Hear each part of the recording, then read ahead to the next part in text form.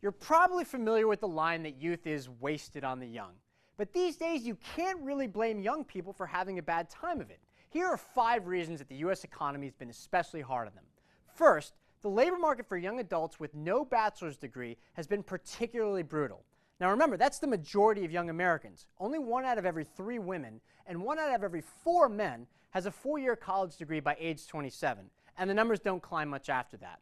Yet the gap between the unemployment rate for this group of Americans and the overall unemployment rate grew very large in this recession and has only come down a little recently, all the while earnings for people between the ages of 25 and 32 without bachelor's degrees has been on a downward trajectory for the better part of 3 decades. Second, for Americans who have graduated from college recently, it's become increasingly difficult to find a good job. In other words, a job that actually requires that college degree. And for those graduates that have had trouble finding those good jobs and have had to take a worse job, well, even those jobs are increasingly the lower paid kind, like cashier or waitress, rather than jobs that at least require some specialized knowledge like mechanic or dental hygienist.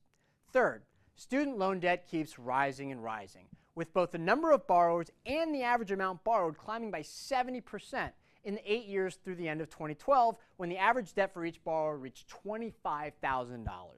Now that's partly the result of more students going to college, yes, but it also reflects rising college costs. In 2002, roughly 1 in 4 college students had loan debt. 10 years later, it was more than 2 out of every 5.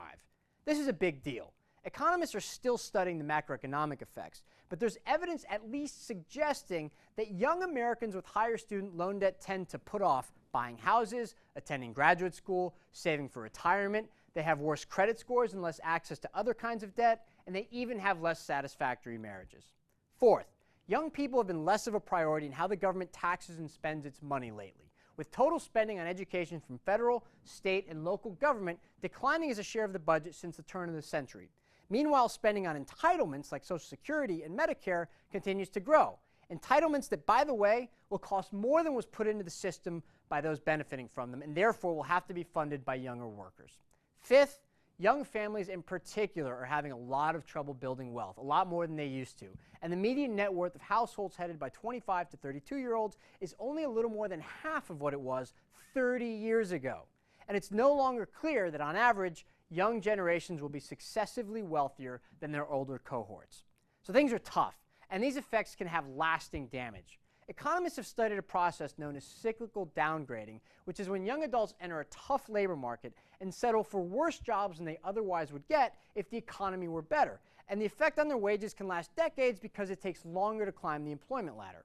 So if you're like me, from an earlier generation that was lucky enough to enter its 20s when the labor market was better, then for you to say that young people are entitled or narcissistic or lazy because they don't have jobs or because they've had to put off making adult decisions like getting married or buying a house is to assume that your generation would have collectively acted any differently under the exact same circumstances.